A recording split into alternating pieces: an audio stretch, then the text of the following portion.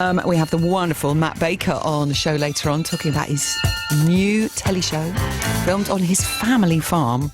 Again, you're going to love it. So, we have the wonderful Matt Baker on the line to tell us all about his new telly show. But the first question I must ask you, Matt Baker. Morning, Matt, by the way. Hello, darling. Morning, Zoe. Did you get the tie-break question right on the quiz? Did you know how many Blue Peter presenters there have been, being one yourself? Do you know, I didn't. I got it wrong. I thought when I heard that somebody was one out, I thought that was you. You said 34, didn't you? Yeah. I was going to go with about 35. No. And, well, I was 28. I was number 28, so I was trying to sort of count up from there. But 40. I know. Amazing. It's unbelievable, isn't it? It's a great honour to be a Blue Peter presenter.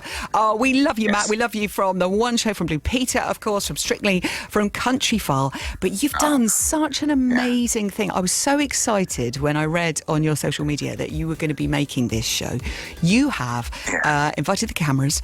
In fact, I think you're directing them yourself to your family farm. This is where you grew up as a lad in the Durham Dales. Your mum and dad, Janice and Mike, it's their farm, but you weren't living there until recently. Tell us a little bit about what happened. Yeah, so basically it was not long after the beginning of the first lockdown, really, when my dad rang me up one morning and said, your mum's had a really nasty accident down in the sheep pens, and basically she'd been knocked over by a flock of sheep. She'd broken her leg. I mean, she was in a really bad way. She ended up in hospital. She did a total knee replacement and one thing and another. And it was just one of those scenarios. And the thing is with my mum, she's rock hard, as you'll know anyway if you've seen it. She really is a strong woman, and she's a up there. She's always run the farm, and I knew straight away that obviously the situation was not just difficult for her, but it was going to be really key on the farm. So we upset and we went back home and just ran the farm. And from that point on, I knew that we're a hill farm. It's 1,000 feet up. It's it's a really tough existence, and it was that moment in your kind of family life when you realise that tables are turning and that you out for your parents in the same way that they've always looked out for you. And so we made some big decisions. We changed the farm in the way that the farm runs. Mum for a long time has bred really big, heavy pedigree Hampshire sheep, and it got to the point really where you think, this isn't the best stock for Mum to have going forward. Let's find breeds that are more suitable, to cope 1,000 feet up. So we went off around the UK to bring in different breeds from, Highland, Britain, right across. We went to Snowdonia, we went, to the Lake District, to the Cheviot Hills as well. And basically we've reshaped the farm so that Mum and Dad can continue the lifestyle that they love so much. But it's more of a documentary than it is anything else. It's not me kind of like presenting the same way that I do with Countryfile.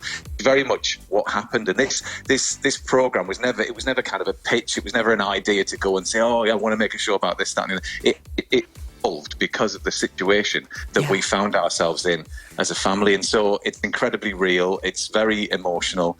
And, it's at its heart, it's like I said, it's those family things that lots of families go through. And it just so happens to be set on the backdrop of our farm. Yeah, it's incredible. Honestly, I watched the first episode last night and I was lost in it already. We have a lot of farmers who listen to the show and they're up and about all weathers. I've got family members who are farmers, and I know how hard life can be. I also know how tough they are, so I can imagine how tough your mum is.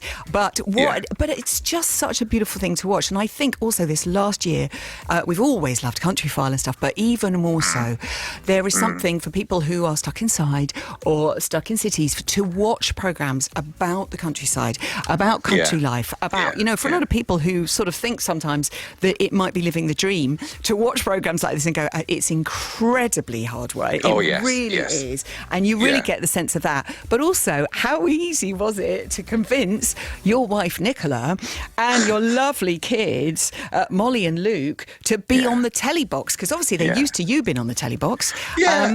Yeah, it's true. I mean, it's like I say, it kind of weirdly evolved. And because it was a very, very small crew, and, friends of ours were basically filming it. My cameraman friend and a very good friend of mine who's a sound man who actually, talking off Blue Peter, he used to film on the farm back in the day on Blue Peter because they used to put cameras back there. So Mum and Dad have known Steve as long as I have. So they knew, basically, we created an incredibly familiar and friendly environment. I mean, there was nobody there other than us. we were just running around. And the funniest thing was, because we were doing all the jobs and we were kind of just doing what we do normally, and it was all being filmed. I mean, there was an unbelievable amount of footage, but we were doing the work. So it wasn't like, because there's we do building stuff, we build roads, we change the whole infrastructure of the farm, but basically we were doing it ourselves, so it took forever. So we were like, look lads, if you want to go and get yourself a drink or whatever, because I'm going to finish this roof. So it was like really funny, to be honest with you. And as you say, you know, the kids have grown up in this world of TV, and they've followed me around and they've seen it all, so it's a very familiar world to them. And so it didn't feel odd at all. And we actually would film stuff with Countryfile as well during lockdown.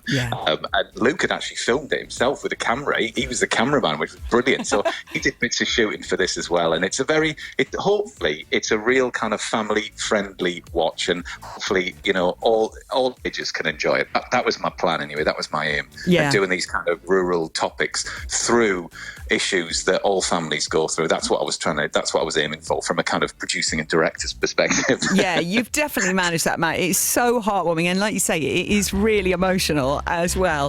We'll talk more with the wonderful Matt Baker about Our Farm in the Dales, starting on More 4 on Wednesday the 31st of March. That's next week. And to the wonderful Matt Baker about his new show, Matt Baker, Our Farm in the Dales, starting on the telly box next Wednesday, 9 o'clock on More 4. You're going to love this. Honestly, it's such a family project. Matt, it really is wonderful. Can you tell us more, Matt, about the menagerie of creatures on the farm? Because obviously completely in love with you. Is it Bob, your lovely collie? Bob, yes, is my collie, yes. Oh, gosh, you always have the most beautiful dogs. But can you tell us a bit about the animals that you've got on the farm? Yeah, so it's an organic farm, and basically the Hampshire Down sheep are the kind of starting point of it all. But we also have Hebridean sheep on there as well, which, as the name suggests, are from the Outer Hebrides. So they're really hardy, and they're a beautiful black sheep. They're one of my favourite sheep. So we've got those, and then we've got these miniature donkeys, which they're Mediterranean miniature donkeys, and they are just incredible. So we've got a herd of 5 of those, and they are so cheeky. You know, if they can get out at any opportunity, they do. They're totally, you know, they're just hilarious in that. We've got these pygmy goats. There's a lot of kind of, as you say, menagerie. It's like an eclectic mix of characters up there, which sort of like run alongside the sheep farm. And my mum, I mean, she's just obsessed with animals. I mean, that's the world that I've grown up. Yeah, I get my love of animals from her, really. And so, it's quirky, to say the least. And we've got all these, I mean, loads of different breeds of chickens as well. If you're into sort of chickens that look quite hilarious, then you're going to love looking at some of these silkies and what have you, which they're great, and the kids love them. And you know, my kids have bred these silk chickens ever since they were young. Then we get all these new breeds of sheep as well. So you got the Herdwicks, which come in from the Lake District. You got the Cheviots from the Cheviot Hills on the Scottish borders that we go and pick as well. But we also go and get these Black Welsh mountain sheep as well. So like I say, all really hardy sheep, and just more characters to add to the 100 acres there in the Durham Dales. Honestly, I know it's such hard work that you do, but I do watch and think, oh, could I do this? Is this the life? We've talked in the past, haven't we, about you kind of, you know, just getting your own sort of setup, if you like, and going forward. But yeah, I mean, listen, it's a beautiful way to exist. It really is. I mean, I'm very fortunate that I've grown up in that world, and hopefully people will understand me a little bit better, knowing, you know, with the morals and the values that I have coming from that kind of upbringing. And it's such a practical existence. Well, that's what I love about it, you know, and it's really incredibly hands-on. My philosophy is always have a go at something, and if it doesn't work out, then get somebody in to fix it. And that's kind of the way that I've always been in my life, and that's what it teaches. And that's why I wanted our kids to have the same upbringing, you know. It's such a wonderful show. Please send our love to Janice and Mike, and to Nicola and Molly and Luke, because they're so fabulous in the show. You learn so much as well. It really is, and it's so good for the soul sitting and watching this show. Simon Gardner's been on, and many of our other listeners just saying thank you, Matt, for everything that you've done for charity, because you're quite amazing, you know, with the challenges you've done on the one show. I was recently, I saw lovely Scott, who was kind of the outrider on the bikes, and he'd always do the rickshaw challenge with you, and he was doing the challenge with Billy Munger, and loads of our listeners just saying that thank was you fantastic. for I really enjoyed that show. And isn't he brilliant? What Absolutely a legend. superb. Raised over 3 million. So lots of listeners sending their love to you this morning. Matt, what are you going to do next? I mean, will you do another series? You obviously do more Country File. Yeah. It's funny that, I'm certainly continuing with Country File, but with this, I want my family to know what it feels like to go out and follow the whole process of actually being on telly, as opposed to making the telly show.